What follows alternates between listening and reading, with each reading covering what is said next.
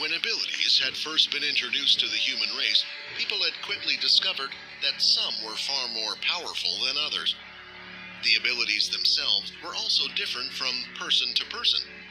They were dependent on how many mutant cells could be activated within the body, and how much a person's body could withstand. Not long after came the introduction of the power level system, which differentiated between a total of 8 power levels. These levels indicated how many mutant cells were in the body, but not how strong the ability was. The military further divided them into subcategories: 1.1, 1.2, all the way to 1.9, just to identify everyone. There were 2 ways for people to obtain ability. There were the so-called original, and the people who had learned one. During the war with the Dalki race, some people in distress started to exhibit powers, which the human mind could not comprehend. Scientists claimed it was humanity's last stand against extinction. The power the originals could display had come as a shock to the Dalki, and had proven to be enough to push them back. These new superheroes realized that they could share their powers with other people. So they did it quickly, since humanity depended on these strange powers for survival. They wrote down how they accomplished this, and put the information down in things that would later become known as ability books. After the First War had ended, the books were no longer distributed freely, and instead started to go on sale to the public. The first ability users had realized that their powers now put them at the top of the food chain, and they wanted to make the most of it. The military decided to keep some of the more powerful ability to themselves. From that point forward, ability books ranging from level 1 to 5 were the ones sold to the public, while giant corporations and the military connived with the first known ability users to keep the higher level versions to themselves. As such, if one was an ability user, they either belonged to an original family, or one would have learned the ability from a corresponding book. Unsurprisingly, the originals were stronger and accessed higher levels than the rest of the human race. Additionally, not all ability users had chosen to share their abilities with the outside world, and some had decided to keep it exclusive to their own bloodline. Originals usually had the strongest of abilities that couldn't be measured using the power system. After the demise of his parents, Quinn had not had any family members to support him. He had lacked the means to buy even the cheapest ability book. As far as he knew, his family had not been special enough to be an original. Now, after all these years, it seemed like he had managed to obtain an ability after all. Even though he never heard of an ability book like this before, so he didn't even have a clue what power level it had mutated his cells to. Usually, on the front, there would be a technique that could help you master your ability up to a certain power level. Unfortunately, the book had disappeared, and with it, whatever knowledge it had contained. Quinn lifted up his hand to look at his watch, which indicated his current power level was 1. When he looked around, he noticed that everyone else's watches currently showed the same number. Sergeant Griff was standing in front of all the students, calling out names in groups of 5. These students would then be transported somewhere to take the test. Quinn was hopeful at first, thinking that he might have been able to change his ability level for once, but the screen which had popped up before him caused him to worry. You are being hit by direct sunlight. All stats will be halved. He had no correlation on how good 10 strength, 10 agility, or 10 stamina were. He just knew that it would be greater than his current 5, which didn't bode well for this upcoming test. But if his eyesight was anything to go by, then it should mean that it would place him at least in the top condition of a normal human being. Right now, though, Quinn felt incredibly weak, sluggish. His body felt extremely hot, and he was sweating buckets. Quinn thought it was a good thing he had drunk a load of water beforehand. Otherwise, he would have been extremely dehydrated. "Hey, are you okay?" Stranger standing next to Quinn asked. The stranger had slick blonde hair, hazel green eyes with a chiseled face and sharp jawline. He stood before him at a height of 6 foot 2 inches tall, compared to Quinn's 5 foot 11 inches. He looked to be the type of person Quinn would have usually avoided in his school, as everyone would always pay attention to them, and boy, did Quinn hate attention. "If you want, I can call someone for help," the stranger offered. "It's okay. I'm just a little bit nervous about the testing," Quinn lied, as he tried to ignore his tired body and stand up straight. The stranger's eyes roamed over Quinn's body with concern. Quinn was quite skinny for his age, not having a lot of muscle on him, and right now, he looked incredibly weak. To the stranger, Quinn looked like the type of boy who would be a prime subject for bullying. Being in a new place and not knowing anyone's power levels, of course, he would be nervous. Quinn sighed. If he was to get a level 1 rating again, the same thing from his school would most likely repeat itself. "Well, don't be. I'm quite strong, you know. If anyone messes with you, you can come and ask me for help," the stranger offered, smiling. Quinn returned the smile, yet he couldn't help but feel uneasy. Quinn didn't usually get on with the active, positive type of person. In fact, he did not get on well with anybody, but he found it hard to dislike the boy, especially for being the first person to offer his help. "My name's Vorden, by the way." The other boy introduced himself and placed his hand out. Quinn looked at Vorden's hand. It was the first time in his life someone had treated him like a normal human being, but he was afraid that would quickly change. Should his ability turn out to be a low-leveled one, he would probably take back his offer of friendship, but at least for a short time, Quinn just wanted to forget about all that. "My name's Quinn," Quinn replied as he shook Vorden's hand. Use of an ability has been detected. The ability has been rejected. Once the system messages appeared, Quinn looked at them strangely. He then noticed that Vorden still hadn't let go of his hand. Then the system repeated the message once again. Use of ability has been detected. The ability has been rejected. Quinn forcefully pulled his hand back. The system was clearly telling him that Vorden was trying to use his ability on him. The other even had a puzzled look on his face as he stood there. "What is your ability?" Vorden eventually asked. Quinn paused, thinking for a while whether he should answer or not. Ultimately, he wanted to see Vorden's real reaction. "I don't have an ability." Vorden no longer had a puzzled look on his face, but he did not look pleased either, as if the answer had been insufficient to sate his curiosity. But before he could say anything, Sergeant Griff made an announcement. "Next group, Quinn Taylor, Vorden Blade, Peter Chuck, Layla Murrow, and Aaron Healy. Come to the front to take your test." Once the 5 students heard their names being called, each of them began to make their way towards the sergeant, who was waiting for them in front of the crowd.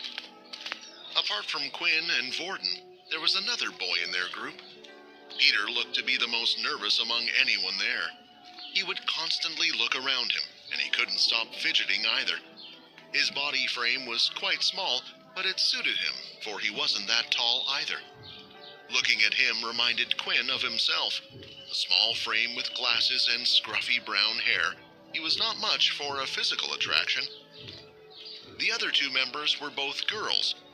Layla had short brown hair and a tall figure, and she was carrying a bow on her back, which surprised Quinn, since not many people carried a weapon these days, apart from a specific group of people called Pure. They were a group of people who claimed that abilities were a blight upon humanity, and instead opted to use weapons. However, they were very rare, and Quinn had never met anyone who belonged in the faction in his life. He had merely heard stories about them. Erin, on the other hand, was the type of girl whose beauty turned necks. Her proportions were perfect, not too big and not too small, and she had long, silky hair with a magnificent golden hue. The only problem was her facial expressions. Even while walking through the gathering of people, not once did her expression change. It stayed stiff and neutral, and made her appear cold. The awe on the faces of the other kids was lost on hers. As Quinn was walking to the front, he noticed that he couldn't recognize any of the students there. And it seemed like the others were not familiar with anybody either. Quinn could only assume that this was done on purpose. Their group soon stopped just behind another group that was being transported to the testing area. Vorden walked around and greeted each one of the people in his group with a handshake and a confident smile. Vorden was very polite, so most of them accepted his greetings. All of them, except for Erin. She merely stared at Vorden's hand when he offered it to her, then turned her gaze away after a second. "Come on, you don't have to be like that," Vorden said as he placed his hand on her shoulder. A terrible mistake. Erin moved faster than anyone could react. She grabbed Vorden's wrist and twisted his hand. Specks of ice started to crawl up his hand and began to freeze his limb. They were making a scene, and everyone gleefully watched.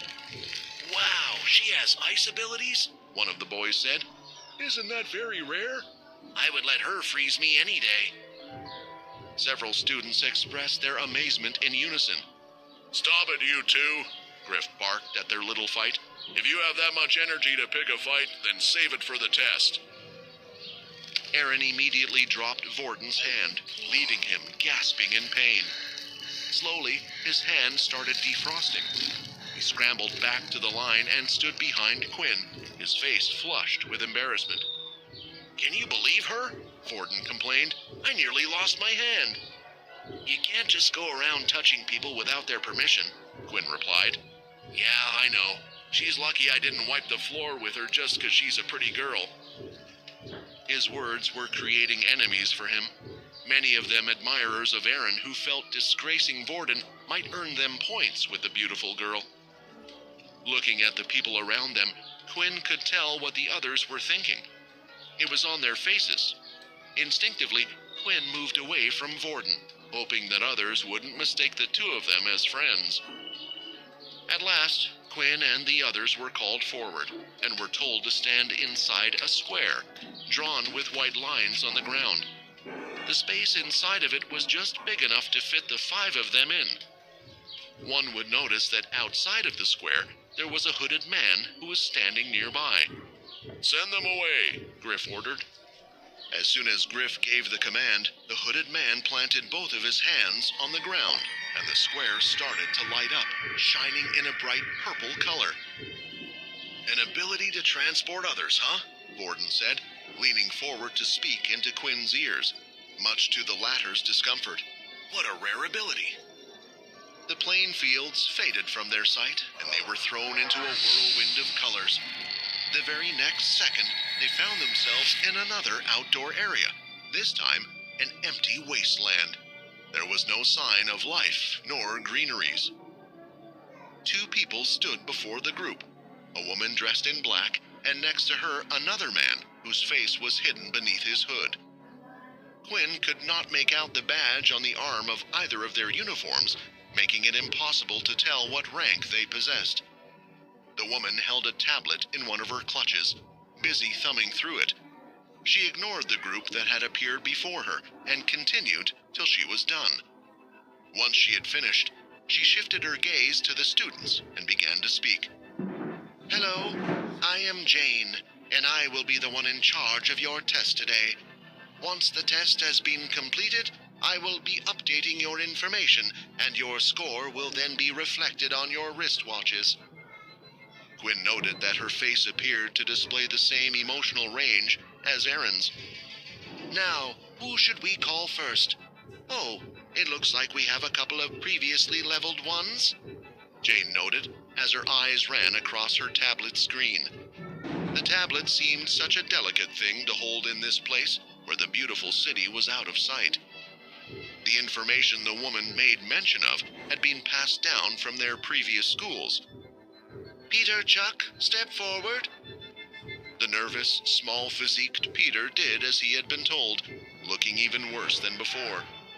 Quinn thought that he appeared unsightly, yet he looked to be in perfect condition, if you were to compare the two. At least Quinn was able to stand up, whereas Peter looked like he would fall over at any second. "What is your ability?" Jane asked. I don't have any ability," Peter answered quietly. Quinn and the others now understood why Peter had been so nervous. Having no ability wasn't rare. Because of the war, many children had ended up as orphans like Quinn. This usually meant that there was no chance for them to buy an ability book. "Don't be afraid, Peter," Jane said. "Here, take this." The hooded man, who was standing beside Jane, suddenly conjured a book in his hand and held it out quietly. Jane took the book and handed it over to Peter. "For me? You're just giving this to me for free?" Peter asked with utter excitement in his voice. "Thank you. Study the book in your own free time. When you have finally learned to use it, you can come back to redo the test. But for now, I'll have to temporarily award you a level 1 power status." Even though Peter had received a level 1 power status, he didn't care about it. At this moment, he only felt hope. His life could finally turn around due to the book that he had just received. "Quinn Taylor, step forward," Jane ordered, looking at him. Quinn did as he was told. "What is your ability?" Quinn considered this entire charade to be ridiculous. It was quite clear to him that the tablet Jane held already had the information on him from his previous school. They should know that he had never possessed any ability, and that his financial status would never allow him to buy one. And yet he struggled with the answer to her question. Before coming to military school, Quinn had done a bit of research himself.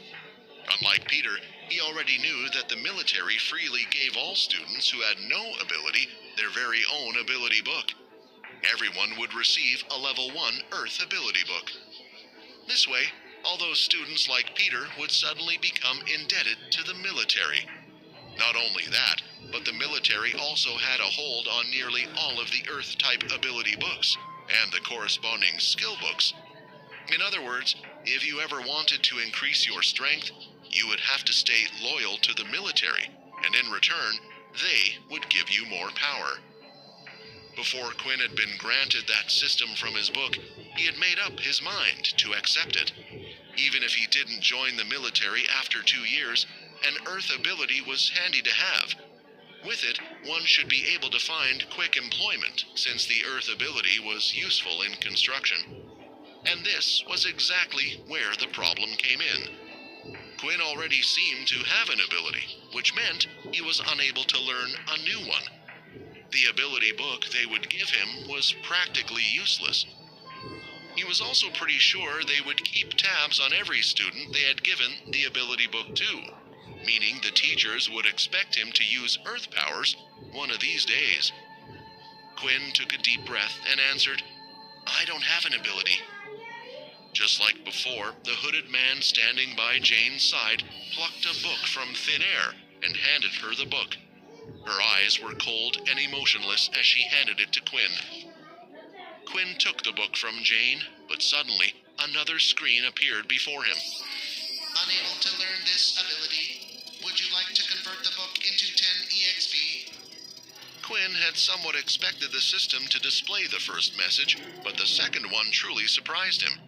He was really tempted to take the book and use it as a form of EXP, but he knew there would be questions asked later on. "I'm sorry, but I don't want it," Quinn said, as he handed the book back to Jane. The instructor looked at him with raised eyebrows, the first sign of her being able to actually display any sort of emotion.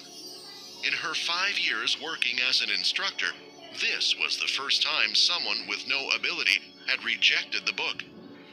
"Please give me one moment." Jane walked away from the group of students, who all looked at Quinn as if he was some sort of freak. Once she was far enough away from them, her hand went to her ear to activate the electronic piece inside. "A student by the name of Quinn Taylor doesn't want to accept the ability book. I await instructions on how to deal with this outlier," Jane asked, speaking into her earpiece. "No need to force him. Just let him take the test and report back if he shows promise," the mysterious man on the other side instructed her. As the man hung up, he couldn't help but think that this Quinn seemed like an interesting student. He began to check on the corresponding file, which left him puzzled. The student had no ability, and according to their research, he also should not have any relations with the group Pure either. "Let's see how long you can survive in this cruel world, Quinn," the man said to himself, leaning back into his seat. Jane adjusted her suit and headed back to the group of students. "Apologies for keeping you all waiting," Jane noted stiffly. Then she turned to Quinn. "Although you don't wish to accept the ability book, you're still required to take the test." He found this to be quite the bizarre request. Was there really a need for him to take the test as someone without an ability? It felt like the only reason they wanted Quinn to continue was to humiliate him for refusing their help. Making him feel small and insignificant might lead to him approaching the military on his own and eventually beg for the ability book they were handing out. "Please follow me." Jane took Quinn a little further out onto the field, where Quinn noticed that there were huge craters in the ground, burn marks, patches of the ground scorched and burned like there had been some fire. This was all done during the previous testing of contestants. "Please proceed to destroy the targets in front of you as quickly as you can," Jane instructed him. "The test will begin immediately." As soon as Jane finished talking, 3 targets popped up out of the ground at random locations around the wasteland. They were metal round targets with a red dot in the center. The problem was, when Quinn tried to look for the targets, everything appeared like a blur in the distance. He noticed that his perfect eyesight suddenly wasn't so perfect anymore. "Is this because I'm out in the sunlight?" Quinn thought. Quinn had no choice but to slowly run up to each of the targets and hit them with his fist, one by one. Unsurprisingly, his time ended up being incredibly slow. After this, Jane asked him to complete 2 other tests. The second one was in regards to this strength test.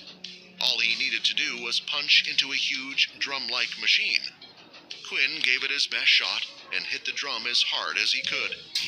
The drum vibrated and made a small sound, eventually displaying a digital number in the center. "Strength 5, Jane announced, and noted it down on her tablet. For the final test, there was a big circular machine with many holes on its front. It hovered over the ground without touching it. Once the test started, the machine fired holographic spikes at the examinee. All Quinn needed to do was avoid being hit by the spikes for as long as possible. The machine went up in levels and eventually got faster and shot out more spikes. It was a torturous process, and Quinn soon got tired of dodging and was hit. The machine whirred and ceased working. "Agility 5, Jane announced this time, and once again noted it down.